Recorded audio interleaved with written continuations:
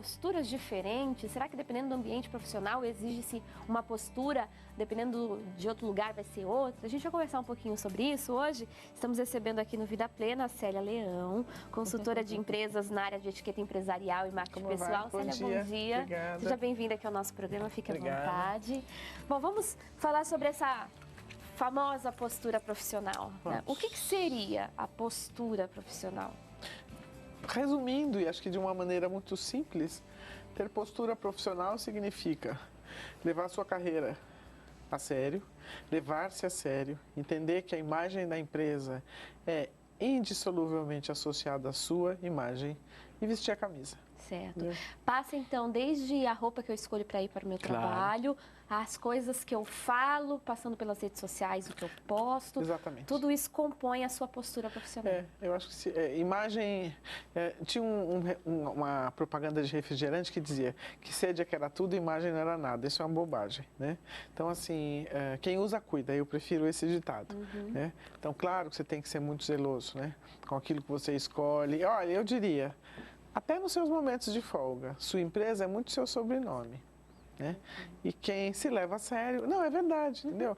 Isso não significa ser escravo, por isso a importância da gente, de fato, gostar daquilo que... descobrir amor por aquilo que se faz. Tá? Ter uma identidade com aquela organização que você atua. Sem dúvida. Né? Porque essa questão da identidade, no sentido dos valores mesmo que a empresa... Pode ter certeza. Eu ainda não estou queimando dinheiro, mas eu já disse não para algumas empresas cujos valores, entendeu, não combinavam em absoluto com o meu. Então, eu acho que, claro que isso entra, né? Eu não me violentaria por dinheiro, tá? Então, acho que isso é parte da minha postura profissional. Eu me levo a sério, né? E, assim, eu quero respeitar os meus clientes como eles me respeitam. Quero respeito. E é impossível você, né, querer exigir respeito. Sem oferecer, né, a mesma coisa. Exatamente. Perfeito. Agora, quando a gente pensa, por exemplo, sobre a qualidade de um profissional, as pessoas dizem, não, mas eu sou super capacitado, né, tenho uma formação exemplar, né, acadêmica e tudo mais.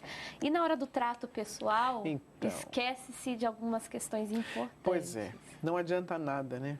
Que você tenha uma expertise fantástica, se você não souber aliar a essa expertise, né, profissional, inteligência social. Tá? Então, acho que as pessoas não vão te ouvir com boa vontade, as pessoas não vão se abrir para você. Se você for um grosso, entendeu? Se você não souber tratar com as pessoas, se você não respeitar as pessoas, se você for arrogante. Então, tudo isso fica difícil e acaba por fazer com que o seu brilho, né, acadêmico se torne opaco. Né? Exatamente. Agora, não seja visto. A gente sabe que muitas vezes as pessoas até sentem certa dificuldade de exercer, por exemplo, papéis de liderança, sem ficar, né, sem ser opressor, ou sem cair para um exagero na forma de advertir, de chamar a atenção. Como encontrar esse equilíbrio, sendo que a postura profissional também te exige ali um certo cuidado, um certo distanciamento? Pois é, Letícia. Hoje em dia, eu acho que as pessoas confundem informalidade no ambiente de trabalho. Então, as paredes estão caindo, as pessoas trabalham de maneira mais próxima, isso é muito bom, tá? Mas a gente não pode esquecer que hierarquia impõe ordem, tá?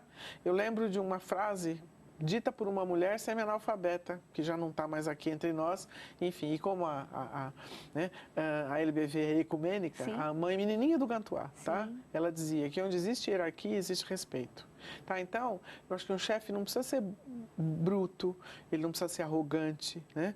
Mas, assim, ele tem que saber que ele está ali para, de fato, comandar aquele time, né? Puxa, um time de futebol, né? A nossa seleção tá indo tão melhor, por quê? Porque a gente tem um técnico que é bom. Tá? Então, acho que a mesma analogia se aplica às empresas, mas, né? De vez em quando a gente precisa colocar o nosso time na linha. Tá? Só que a dica ou a sugestão é para esses executivos, né, para esses líderes, educar nunca foi sinônimo de constranger nem de humilhar. Vamos lembrar das mães de antigamente. Por mais simples que elas fossem, né, ou por menos dotadas de educação formal, né, que essas mães fossem, elas eram muito sábias no educar seus filhos, porque eu tenho certeza que você, eu, todo mundo se lembra do olhar da nossa mãe dizendo, chegando em casa, nós vamos conversar. Pois é, elas nunca faziam isso em público. Acho isso tão elegante, né? E hoje em dia eu vejo muitas mães que não fazem a lição de casa como deve ser, né? E no shopping ou em locais públicos elas querem mostrar que elas educam. Não, gente, a lição de casa a gente faz em casa. Você falava dessa questão, né, da chefia e da liderança que se destaca, né? Dá para ser amigo do subordinado? Porque eu acho que essa é uma grande questão da postura do chefe. Ele pode estar ali também, ser Acho que sim. Eu sempre fui próximo dos meus enteados, tá? Eu criei 2 filhos, eles são meus filhos. Mas assim, uma frase era muito constante lá em casa, que eles não confundissem amizade com respeito, tá? Então, eu podia ser próximo, eu não fazia questão de muita coisa, né? A qual eu fui obrigada, mas assim, eu tô ali para educar. Você pode derrubar algumas formalidades do tratamento, claro que sim. tudo. Então, dispense o senhor ou senhora, se for o caso, né? Isso faz o líder mais à vontade, mas ele, e assim, que ele desenvolva a sensibilidade para perceber qual é aquele subordinado que de fato quer se aproximar dele para trabalhar melhor e tal, e qual é aquele subordinado que quer se aproximar dele para de alguma maneira tentar levar vantagem. Esse, né, olhos redobrados, né, porque essa pessoa tem valores um pouco questionáveis. Tá? E que o líder, já que a gente está falando, né, de liderança, que o líder jamais se esqueça, né, que acima de cartilhas, de normas da empresa, ele lidera pelo exemplo. É verdade. Não é? E não só aqui, gente, a liderança que a gente fala no caráter de profissão, né? A gente sabe que quantas vezes a pessoa não exerce um cargo de chefia, mas tem esse espírito de liderança ali da sua equipe, né, dentro da sua organização. Então, é um fator que serve para todos nós. A gente vai continuar conversando com a Célia daqui a pouquinho, depois do intervalo, sobre este assunto, porque a Valéria Santos quer saber sobre a questão da aparência. A gente vai responder a pergunta dela. Como lidar com a questão da vestimenta, outras características, né, Valéria? A gente vai responder daqui a pouquinho. Você que tiver dúvidas, entre em contato com a gente também e faça a sua pergunta. 0300 10 07 940 é o telefone da sua participação. A gente vai para o intervalo e já volta.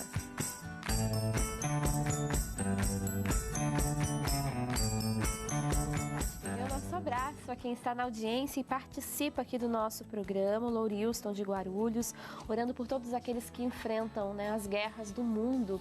A gente sabe que tanta violência ainda existe no planeta e é necessário que oremos para que a paz que Jesus nos promete em seu evangelho possa ser alcançada por todos nós. Parabéns, Lourilson, por orar não só por você, mas por aqueles que sofrem também. Com a gente, o Marcos Felício da Cunha, de Araçatuba, São Paulo, orando por ele e por sua família. De Bauru, a Claudete Basso, também orando especialmente por Rosalina Alcântara. Você que quer participar, todos eles participaram pelo WhatsApp. Você pode fazer o mesmo, código 11 99801 1242. 99801 1242 ou ainda pelo 0300 10 07 940. Por esses contatos, você também interage fazendo perguntas. A gente está aqui hoje com a Célia Leão, consultora de empresas na área de etiqueta empresarial, e a gente tem falado dessa postura que é necessária a todos nós no ambiente de trabalho. Já falamos, inclusive, sobre o papel do liderado, dos líderes nessa questão. E a pergunta da Valéria Santos chegou para a gente de São Paulo. Ela quer saber, manter uma boa aparência tem alguma influência no local de trabalho?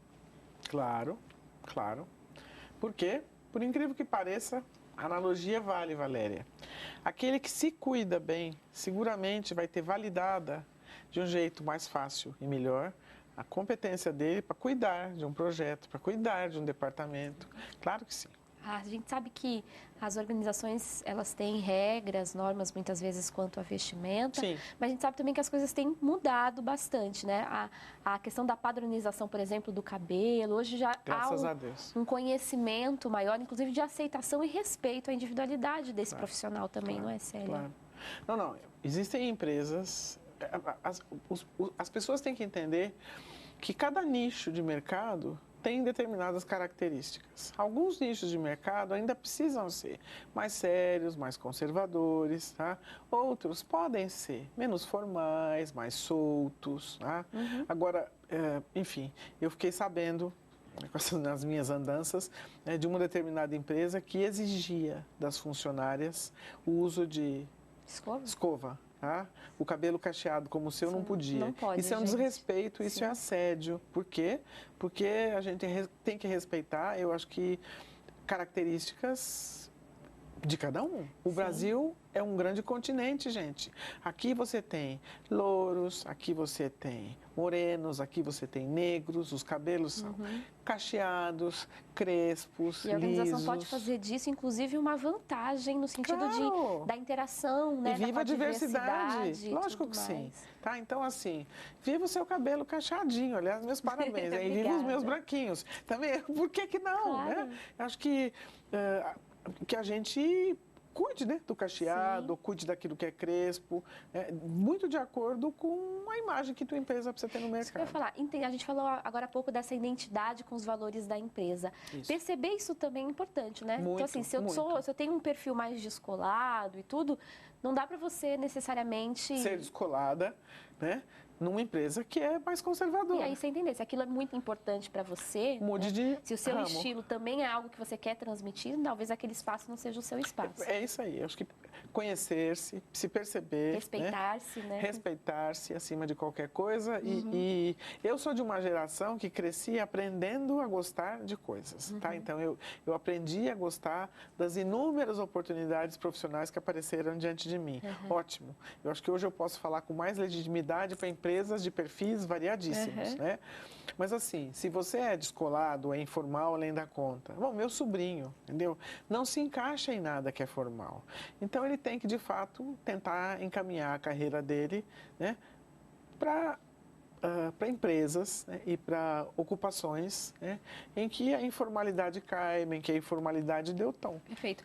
Agora, funcionários exemplares são aqueles que cumprem regras sem questionar? Não necessariamente. Funcionários exemplares são funcionários íntegros, funcionários que de fato adotam os valores da empresa como seus valores pessoais. Daí a importância da gente ser bastante seletivo, né? Tá faltando emprego, a gente sabe que são 12 milhões e alguma coisa, né? Quase 13 milhões de desempregados. Mas não se coloque em qualquer empresa. Por quê? Porque você é uma pessoa muito especial, que não merece qualquer coisa. Sim, perfeito. Tá? Então, eu acho que não, né? Eu acho que questionar faz parte do processo, né, de não envelhecimento. Então, o meu cabelo branco não me torna velha. O que me torna velha é achar que eu sei tudo, entendeu? Achar que eu não preciso aprender mais nada. Não, eu acho que a gente tem que questionar coisas. Perfeito. Isso é bom. Isso é bom para a empresa, isso é bom para a nossa cabeça. Na verdade, a gente falou disso. O criador da Boa Vontade teve o jornalista Paiva Neto, 76 anos, né? 61 de trabalho na LBV, costuma dizer que jovem é aquele que mantém o seu ideal no bem. É isso. Né? Então, essa juventude nasce da alma da gente. Não, é mesmo. Eu acho que a juventude significa não perder a esperança. Juventude significa não se deixar amargurar pelas dificuldades que são parte, né? Acho que do crescimento, lógico.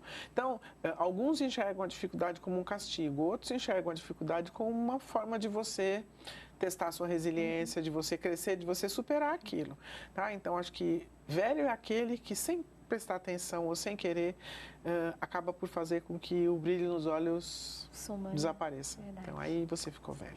Célia, muito obrigada pela presença mais uma vez aqui ao Vida Plena. Seja sempre muito bem-vinda. Obrigada, uma boa semana para todos. E aproveitando, né, gente, ontem a gente celebrou a Páscoa e Páscoa é ressurreição. Então, aquele que de fato quer se manter no mercado de trabalho, aquele que quer adequar-se, né? Que a gente se lembre do exemplo dele, né? E que a gente todos os dias renasça diferente. É verdade, está aí, né, gente? O exemplo sempre a nos conduzir. A gente esteve conversando com a Célia Leão, consultora de empresas na área de etiqueta empresarial e marketing pessoal.